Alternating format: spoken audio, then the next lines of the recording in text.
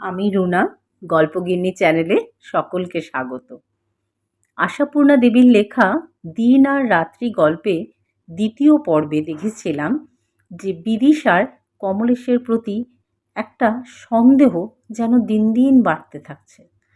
কেন কেন প্রত্যেক শনিবার যেতে হয় কমলেশকে তার দেশের বাড়ি? শুধুই কি পিসিমার টান? আসুন আজ তৃতীয় পর্বে দেখি গল্পটা কোন দিকে মোড় নিচ্ছে।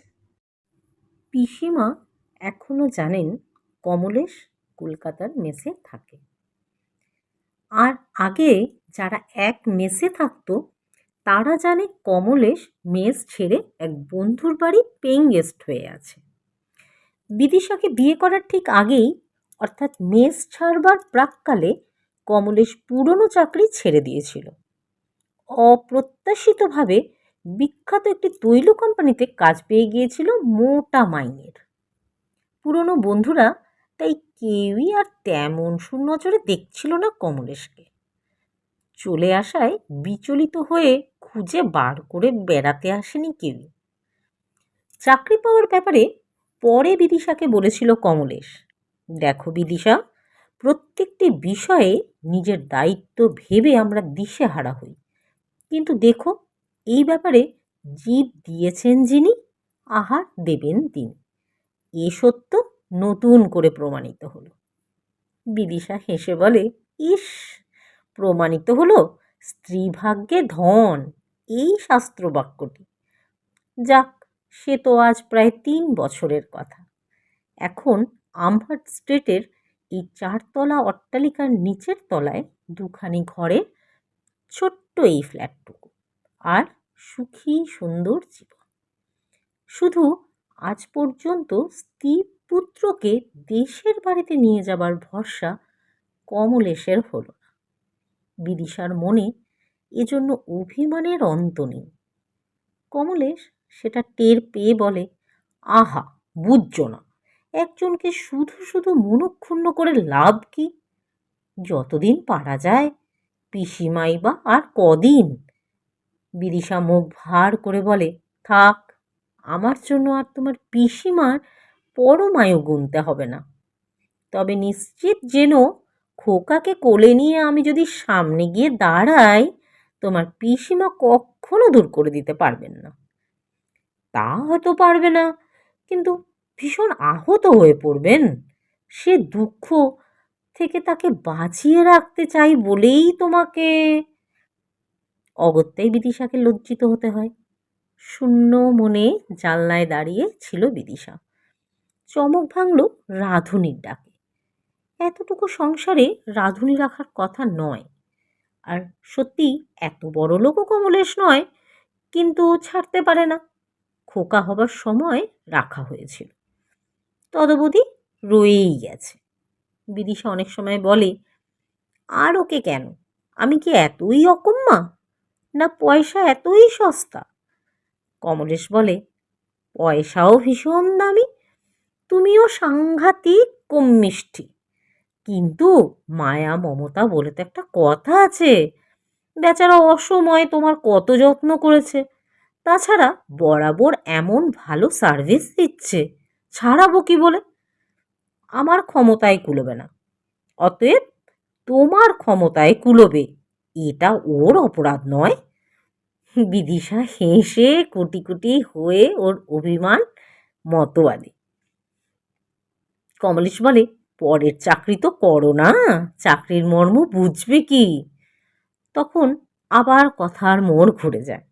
বিদিশা স্বামীর গলা ধরে ঝুলে বলে, প আর বয়ে তফাৎ, মাঝখানের একটা অক্ষরে।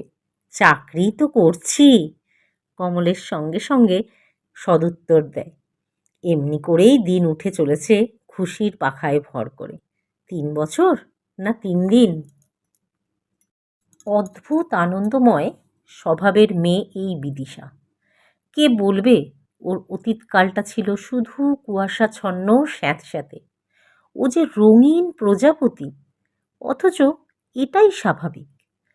গুটিপোকা যখন সুযোগ পায় তখনই পাখা মেলে উড়ে নিজের চলৎশক্তিহীন অবস্থাকে ভুলে মুছে ফেলতে চায়। বয়স নেহাত কম নয়, 26-27 তো হবেই। তবু বিদিশা খোপা বাঁধবে না, স্কুল গার্লের মতো দুপাশে ঝুলিয়ে রাখবে দুটো বেনি, শাড়ি রঙিন ছাড়া পরবেই না। আরও অনেক কিছু করবে যা কিশোরীরই উপযুক্ত। অস্থির, চঞ্চল, দুরন্ত, নইলে মা হয়ে কেউ ঘুমন্ত ছেলেকে চিমটি কেটে জাগায়? কমলেশ বকলে বলে, দিনের আলোয় কেউ ঘুমুচ্ছে দেখলে আমার প্রাণ হাঁপায়। ওই ভয়েই তো ছুটির দিনে থাকি না, কারো হাঁপানোর কারণ হয়ে লাভ কি? ইহ, থাকলে ঘুমোতে দিতাম যে, টেনে বাইরে নিয়ে গিয়ে পথে পথে ঘুরিয়ে মারতাম। কথা তো নয়, যেন গানের ঢেউ। মুগ্ধ হয়ে চেয়ে থাকে কমলেশ এই খুশির জোয়ারের পানে। রূপসী বলবে না কেউ বিদিশাকে, তবু যেন কত রূপ। বিদিশাকে পেয়ে কমলেশ পেয়েছে এক নতুন রাজ্যের সন্ধান।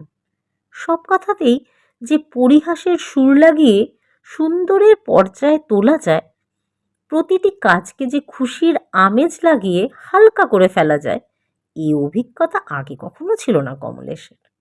32 বছর বয়সে নিজেই যে 22 বছরের তারুণ্য অনুভব করে, বিদিশাকে আর ছেলে মানুষের জন্য কি বকবে সে? পুরনো মেসের কারোর সঙ্গে রাস্তায় দেখা হয় কদাচ।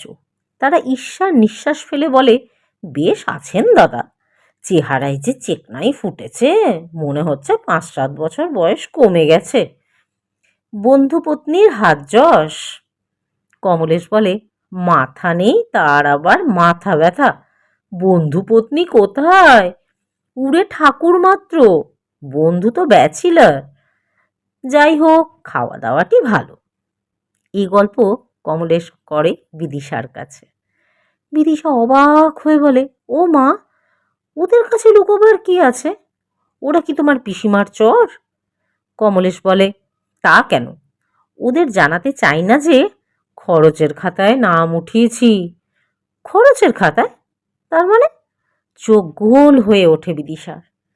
মানে অতি প্রাঞ্জল, বিয়ে হওয়া মানেই ফুরিয়ে যাওয়া।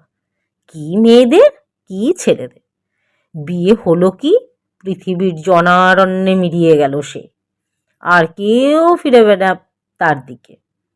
আমার তো মনে হয় এই যে বিয়ের অনুষ্ঠানের ঘটা, এ একরকম অন্ত্যেষ্টিক্রিয়ার নামান্তর। বিদিশা রেগে বলেছে, তোমার মতো দুর্দশা তো কারোর হয় না, ফেরারি আসামির ধুকপুকুনি নিয়ে বিয়ে। ধুকপুকুনি থাকেই গো, কারণটা যাই হোক। জানালায় দাঁড়িয়ে থাকে বিদিশা, কথাটা মনে করে হাসি পেল বিদিশার। বিয়ে হওয়া মানে ফুরিয়ে যাওয়া, না পূর্ণ হওয়া? অন্তত কমলেশের মতো স্বামী পেয়ে কোনো মেয়ে বলবে না আমি ফুরিয়ে গেলাম। চমক ভাঙল বামুন মেয়ের ডাক। আজকের পাঠ যদি আপনাদের ভালো লাগে, অবশ্যই লাইক দেবেন ও কমেন্ট করে জানাবেন। পারলে বন্ধুদের মধ্যে শেয়ার করবেন। আমার এই ছোট চ্যানেলটিকে সাবস্ক্রাইব করে পাশে বেল আইকনটি প্রেস করে রাখবেন। তাহলে আমি যখনই কোনো ভিডিও আপলোড করব, আপনারা তার নোটিফিকেশান সবার আগে পেয়ে যাবেন। আজকের মতো এখানেই, আবার আপনাদের সঙ্গে দেখা হবে আগামী পর্বে। সবাই ভালো থাকুন, সুস্থ থাকুন।